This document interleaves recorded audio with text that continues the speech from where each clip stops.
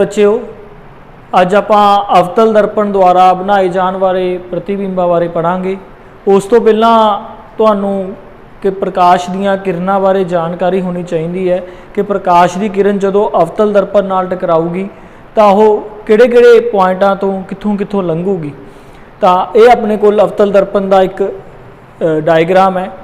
अवतल दर्पण है, यह अवतल दर्पण का पोल जां जिन्होंने आपां मुख धुरा कहने आ वो है। ये फोकस है, ये सेंटर ऑफ करवेचर वक्रता केंद्र है।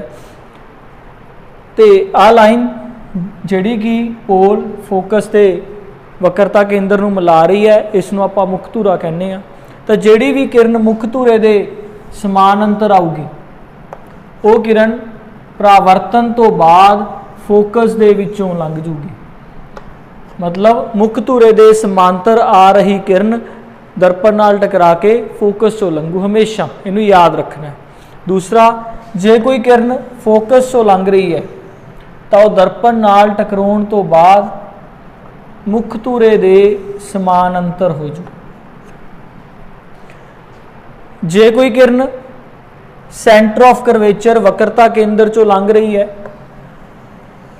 दर्पण नाल टकराउण तो बाद ये किरण वापिस वक्रता केंद्र दे विचों ही लंघूगी। जे किरण पोल नाल आके टकराउंदी है तो जिन्ने डिग्री दे कोण ते आके पोल नाल टकराई है उन्ने डिग्री दे कोण ते ही ये किरण वापिस मुड़ जूगी।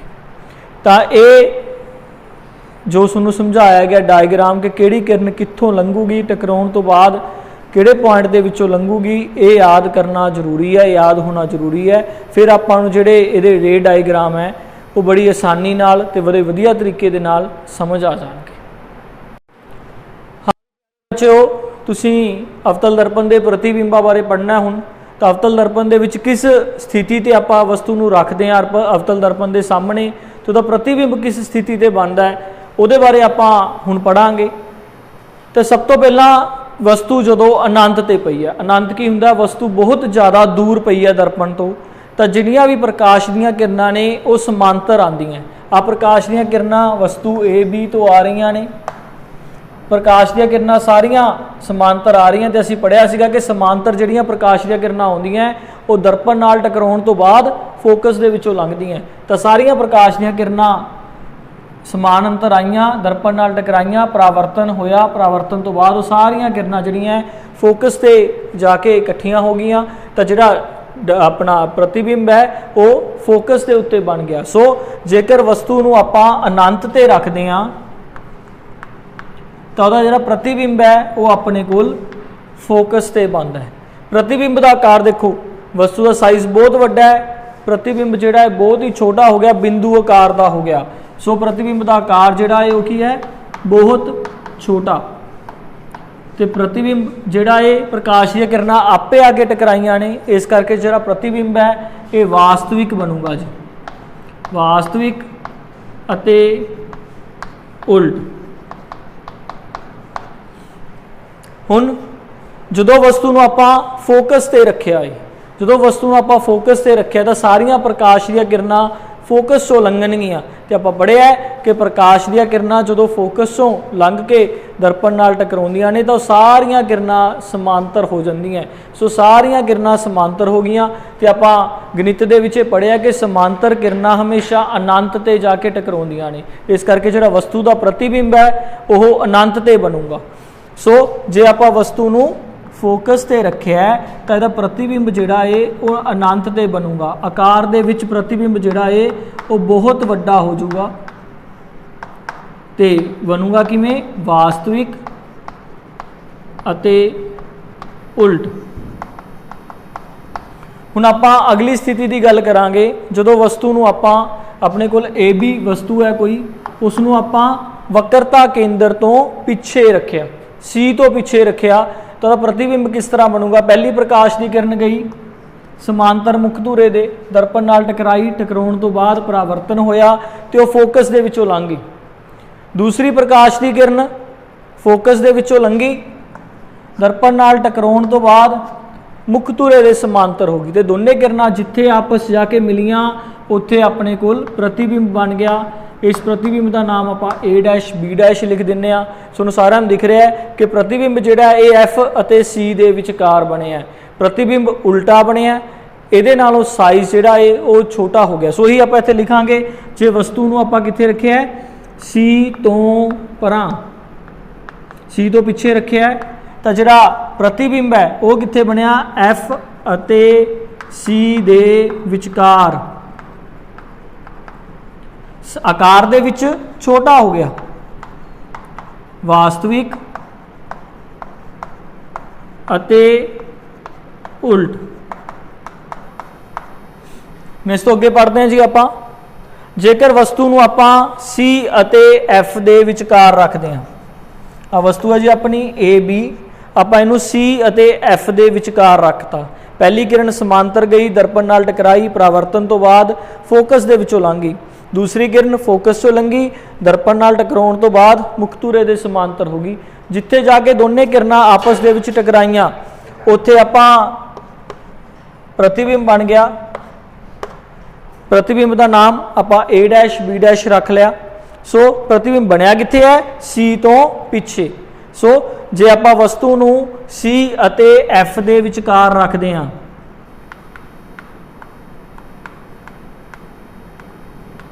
प्रतिबिंब कित्थे बनता है C तो परे।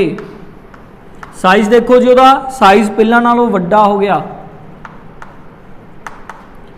बनया की है प्रकृति किस तरह की है वास्तविक अते उल्ट। उस तो अगे जी जे आपां वस्तु नूं C ते ही रखिया है, हुण वक्रता केंद्र ते आपां वस्तु नूं रखिया है ए बी। पहली किरण समांतर मुख धुरे दे टकराउण तो बाद फोकस दे विचों, फिर दूसरी किरण फोकस चों लंघी, टकराउण तो बाद मुख धुरे दे समांतर दोने किरणां आके आपस दे विच जिथे टकराइयां कित्थे टकराइयां C दे उत्ते टकराइयां, उत्थे अपने कोल प्रतिबिंब बन गया जी। प्रतिबिंब का नाम A डैश B डैश। सो जे वस्तु नूं आपां C ते रखिया है, प्रतिबिंब भी C ते बनिया, आकार दे विच बराबर, वास्तविक अते उल्ट। हुण अगली पोजीशन आ गई जी। अगली पोजीशन दे विच आपां वस्तु नूं P अते F दे विचकार रख लिया। P अते F दे विचकार रखिया तां अपने कोल जिहड़ी पहली किरण समानांतर गई मुख धुरे दे, ओह टकराउण तो बाद फोकस दे विचों लंघी। वस्तु नूं F ते P दे विचकार रखिया। दूसरी किरण जिहड़ी आ मुख धुरे नाल जाके टकराई, उसे कोण ते किरण मुड़ गई। आपां इन्हां किरणां नूं जदों अगे लिजा के मिलाया तां दर्पण दे दूजे पासे जिहड़ा प्रतिबिंब है वह बनिया ए डैश बी डैश। सो जे वस्तु नूं F अते P दे विचकार रखिया, प्रतिबिंब कित्थे बनिया दर्पण दे दूसरे पासे, दूजे पासे।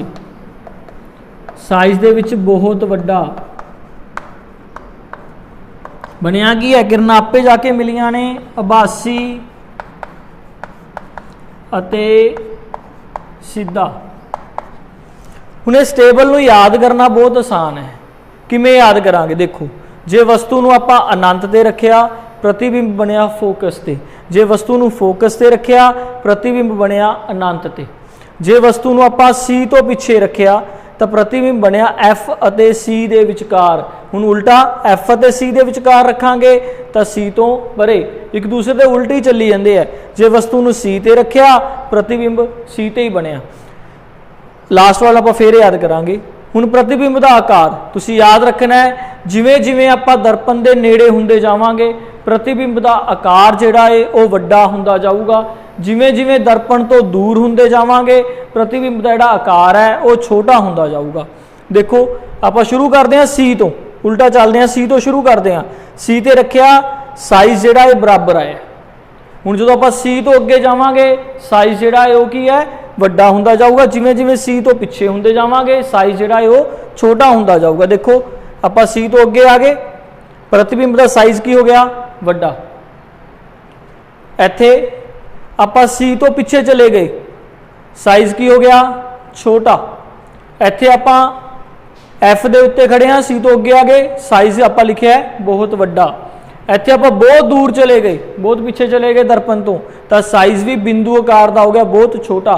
ਹੁਣ ਆਪਾਂ ਲਾਸਟ ਵਾਲੇ ਤੇ ਆਨੇ ਆ, F ਅਤੇ P ਦੇ ਵਿਚਕਾਰ ਜਦੋਂ ਵਸਤੂ ਰੱਖਿਆ ਤਾਂ ਦੇਖੋ ਲੈਂਸ ਦੇ ਕਿੰਨੀ ਜ਼ਿਆਦਾ, ਆਪਾਂ ਦਰਪਣ ਦੇ ਕਿੰਨੀ ਜ਼ਿਆਦਾ ਨੇੜੇ ਹੋ ਗਏ, ਦਰਪਣ ਦੇ ਨੇੜੇ ਹੋ ਗਏ ਤਾਂ ਪ੍ਰਤੀਬਿੰਬ ਦਾ ਸਾਈਜ਼ ਵੀ ਬਹੁਤ ਵੱਡਾ ਹੋ ਗਿਆ। ਸੋ ਜਿਵੇਂ ਜਿਵੇਂ ਦਰਪਣ ਦੇ ਨੇੜੇ ਆਉਂਦੇ ਜਾਵਾਂਗੇ ਉਵੇਂ ਉਵੇਂ ਸਾਈਜ਼ ਜਿਹੜਾ ਉਹ ਵੱਡਾ ਹੁੰਦਾ ਜਾਊਗਾ। ਤੇ ਅਵਤਲ ਦਰਪਣ ਦੁਆਰਾ ਬਣਾਏ ਗਏ ਸਾਰੇ ਪ੍ਰਤੀਬਿੰਬ ਵਾਸਤਵਿਕ ਅਤੇ ਉਲਟ ਹੁੰਦੇ ਆ, ਸਿਰਫ ਆ ਲਾਸਟ ਵਾਲੇ ਨੂੰ ਛੱਡ ਕੇ। ਜਦੋਂ ਵਸਤੂ ਨੂੰ ਤੁਸੀਂ ਲੈਂਸ ਦੇ ਦਰਪਣ ਦੇ ਬਹੁਤ ਜ਼ਿਆਦਾ ਨੇੜੇ ਲੈ ਆਉਂਗੇ ਤਾਂ ਜਿਹੜਾ ਸਾਈਜ਼ ਹੈ ਉਹ ਬਹੁਤ ਜ਼ਿਆਦਾ ਵੱਡਾ ਹੋ ਜਾਊਗਾ ਤੇ ਪ੍ਰਤੀਬਿੰਬ ਆਭਾਸੀ ਅਤੇ ਸਿੱਧਾ ਬਣੂਗਾ। ਸੋ ਸਾਰਿਆਂ ਨੇ ਇਸ ਚੀਜ਼ ਨੂੰ ਚੰਗੀ ਤਰ੍ਹਾਂ ਯਾਦ ਕਰਨਾ ਹੈ, ਡਾਇਗਰਾਮ ਸਾਰਿਆਂ ਨੇ ਬਣਾ ਕੇ ਵੇਖਣੇ। ਧੰਨਵਾਦ ਜੀ।